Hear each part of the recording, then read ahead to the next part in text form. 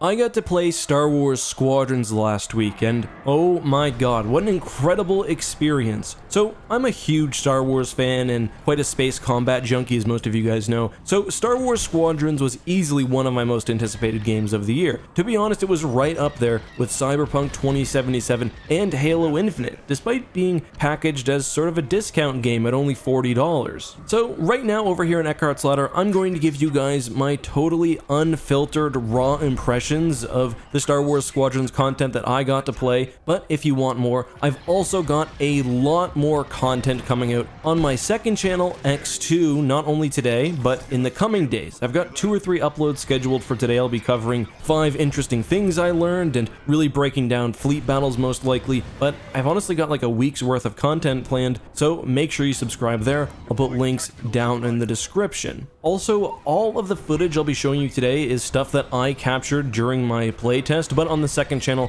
I will also have some more footage from other players, so you'll get to see more starfighters and just more content generally. Alright, so a couple of weeks ago, I was invited by EA and Motive as an EA game changer to try out Star Wars Squadrons. We got about 2.5 hours of gameplay time. I was not paid to make this video, however, you guys should always be cognizant of the relationship between reviewers and people providing early access to a video game. That being said, I can say without any sort of question that my experience playing Star Wars Squadrons was absolutely fantastic, and I want to talk about that and share some of my totally unscripted impressions and some key takeaway points and really whatever else. So we got to play 4 different game modes. First of all was the campaign. We got to play through a portion of the prologue, 2 missions. Unfortunately, I can't show you guys any content from that, and I think it's for the best because it's so cool, but I will discuss it at the end of the video for anyone looking to avoid spoilers. I'll make it very clear when I'm going into that territory. We also got to play fleet battles, which is the signature mode for this game, the dogfight mode, which is sort of just like a deathmatch, and the training mode, which surprisingly is far deeper than I would have expected. The content on screen right now is from the fleet combat mode, because to be honest, we did that at the very end, so it was after I was sort of getting my wings under me. The content's a bit more fun to watch, but on that note,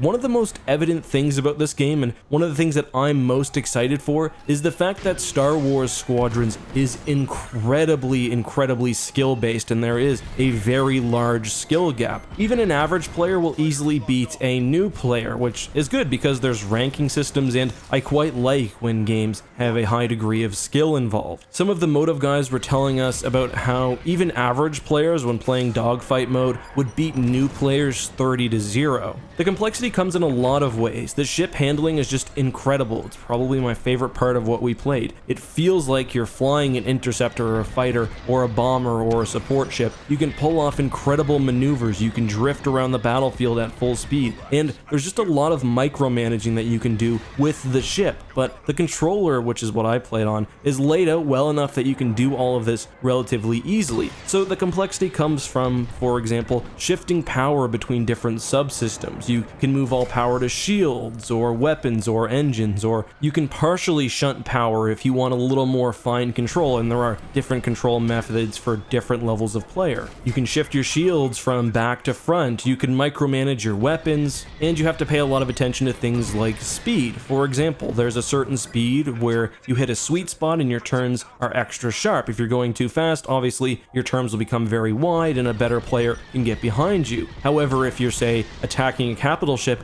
and you're moving slowly, you absolutely 1000% will be shot out of the sky. On a side note, that is one thing that I really noticed. If you attack a capital ship as you would in, say, Star Wars Battlefront 2, you will be destroyed. I was killed by Nebulon bees and everything else more times than I can count. You have to sort of take them on in a quasi-realistic way, I guess, how you would in the Star Wars universe, with extreme speed, maneuvering, sort of jinking around the battlefield, and a lot of that comes from squad cohesion and whatever else. But anyway, yeah, the skill gap is good, but I always felt like the better I got, the more that I could get out of my ship. I could pull off sort of more advanced maneuvers. My favorite one to do was to hit the boost with one of your ships, then cut your engines, and you can perform a sort of full-on drift. And I'll actually put an example on screen right now. You can see that an enemy was chasing me. I cut engines going full speed. I turned around and I was able to fire on them. It's really hard to describe just how fun attacking an enemy at full speed is, whipping flipping through debris, pulling off to take a run at a capital ship, maybe then jumping back in battle. It's a really incredible experience, and one thing that I was a little bit worried about before this game was that it might just be a slightly repackaged version of what we got with Star Wars Battlefront 2. However, in fact, while Squadrons was built in the same engine as Battlefront 2, it's completely new systems. They used very, very little from Battlefront 2 in Star Wars Squadrons, in fact, and perhaps nothing from the actual Starfighter Assault multiplayer mode, which is really evident because it feels so much better and the maps are just much more intelligently designed and the systems just work so much better. The game really is like a modernization of the classic X-Wing versus TIE Fighter games, and the thing that I was impressed with the most from my experience playing Star Wars Squadrons was Ian Fraser. Ian Fraser is the creative lead of Star Wars Squadrons, and wow, does he ever know his shit. He explained to us in an off-camera session the nuances of the game, the research he did from reading old Star Wars RPG guides to playing through the old X-Wing versus TIE Fighter games, and it's really clear that he wanted to sort of take those old successful formats that he and the team loved and sort of just bring it up to a modern time. And this was, to be clear, a passion project from the whole team. They started it not knowing that it would actually be a full-fledged game sold by EA and Motive, but it was pretty clear that they had a winner on their hands, and I experienced that totally when playing it. It's hard not to ramble and rant about how much I love this game because I just had so much fun playing it. I will try to talk a little bit more about the specific modes. So to get out of the way, practice mode is exactly what it sounds like. You get to practice, usually for fleet battles, and one thing that I thought was really cool is that you can sort of set the conditions of the practice, so it's not just flying a game without human players, which you can actually do, by the way, but you can choose what kind of squadrons you face off, you can choose whether there's capital ships and escorts. I think you can probably set things like your health, which is also really cool, and it was surprisingly deep, at least in the version that I saw. There could be even more in the full game. The first big multiplayer mode is Dogfights, and this is sort of just like the Team Slayer mode, the 5-on-5, and it's actually really, really fun.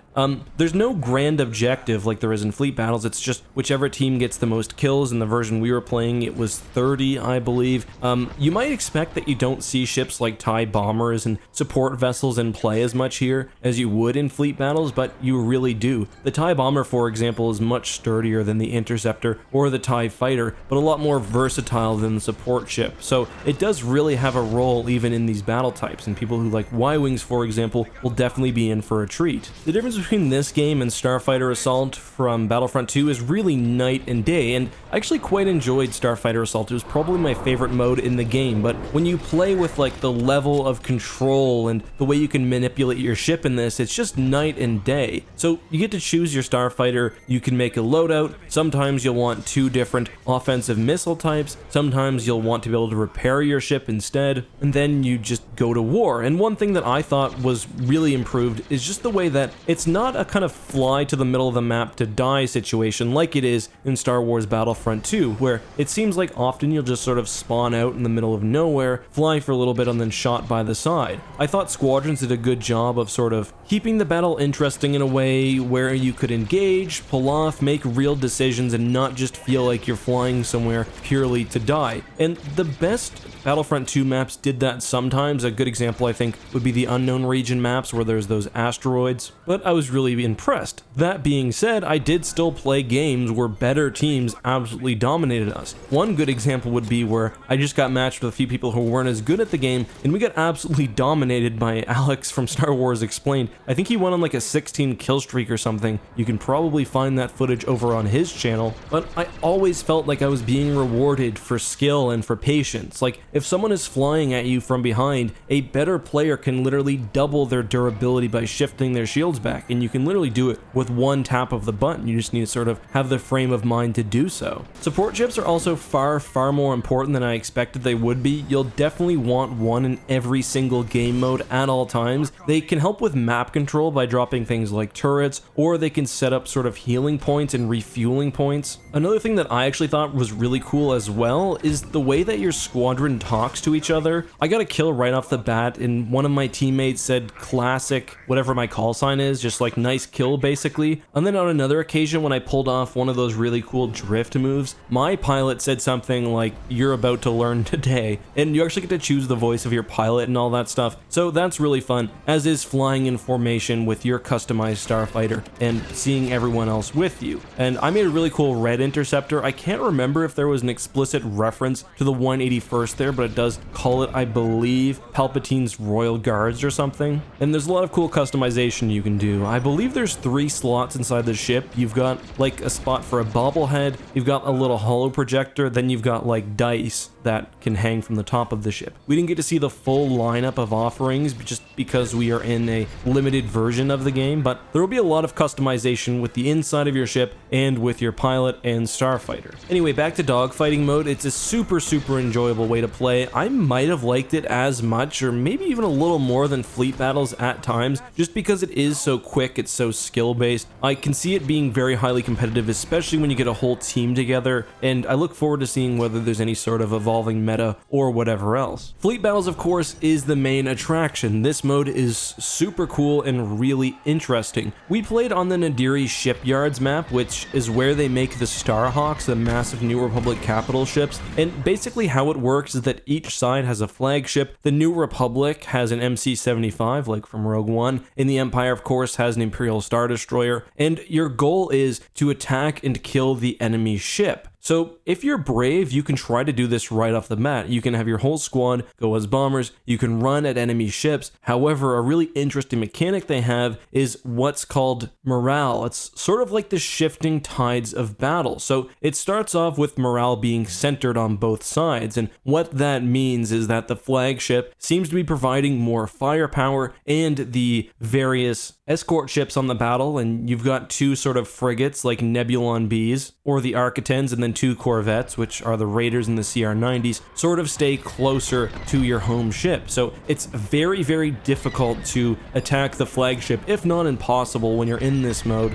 because there's so much turbo laser fire coming in, and I think they also affect the way that defending fighters spawn. I think they spawn a little bit more quickly. Your goal is to try to turn the tide of battle, and the first stage of doing this is by killing their fighters and their corvettes. Then you can push them back and then kill their frigates, and then finally you can kill their Star Destroyers. There's really a role for everyone here. You don't need to switch to the bomber when you get to the final mode, for example. You can kill things as a TIE interceptor, but you can also continue to sort of farm morale by killing enemy fighters, and that sort of gives you a longer time to complete the objective. On that note, before I forget, you're not playing only with 5 humans. I mean, these are really big maps. I'm not sure exactly how many AI fighters are on the map at one time, but it is a lot. The team at Motive, I believe, I can't remember exactly what they said and we weren't able to record, said less than 100, but at least several dozen on each side. So it's really quite a large battle. On that note, I just jogged something from my memory. I believe they said that one of the only things they took from Starfighter Assault was the AI for the non-human fighters, but that's honestly a pretty small part of the game. So there's a lot of cool nuance here. For example, if you keep your frigates alive, like your Nebulon B, you can park under it and resupply your ship. And that is one thing, by the way, that I forgot to mention earlier, that's a lot different in just the way a starfighter controls in this game. You can pull back on the throttle and completely stop moving. Like, your ship will literally stand in place and just rotate and track enemy fighters. Now, if you're near one of your capital ships, maybe that's safe to do, but if you're in an enemy zone or if there's enemy fighters around, you're going to be shot out immediately by a turbo laser if there's one nearby, or more likely by a starfighter, because you're just such an easy target, and battles are very brutal and very quick if a player's not moving. So yeah, speed is huge, and I actually played the TIE Interceptor mostly for my fleet battles gameplay, and I found that I was going a lot of the time basically with full power to engines, which is how you would expect the TIE Interceptor to fly. I kind of liked playing as the Interceptor for this mode because the power switches a little bit faster. That's one of the advantages they have over rebel ships and ships with shields. So I'd basically rip through the battlefield, taking pot shots at enemies, and if I got in a position where I thought I could, I'd shunt all my powers over the lasers quickly, then go back at full speed. And when you're at full speed, you actually build up a boost, sort of like Poe's in episode 8, which is really fun. When it comes to attacking capital ships, again, it is very hard, and if you don't believe me or think that I'm over exaggerating how much enemy ships will kill you, which I do like, by the way, watch the video and watch the kill feed in the upper right hand corner, and you'll see Raider killed, or CR-90 killed, or Capital capital ship killed. Part of that was that we hadn't played through the part of the campaign that helps with this yet, so we didn't know that you have to go sort of at full speed. But let's talk a bit about actually fighting the Imperial Star Destroyer or the MC-85, or 75, sorry. It's kind of interesting. So you can try to take down the ship's shields through like a prolonged barrage of missiles and lasers, or you can fly through the shields and damage the subsystems directly. So maybe it's better to fly through the shields and then try to take out the shield generator or the power generator or whatever else. The thing is, if you're that close, you don't have much room to attack. You can slow down, but you'll probably get blasted out of the sky, or you can continue to do passes. I believe though that you don't actually have to destroy all of a ship's subsystems to destroy the ship.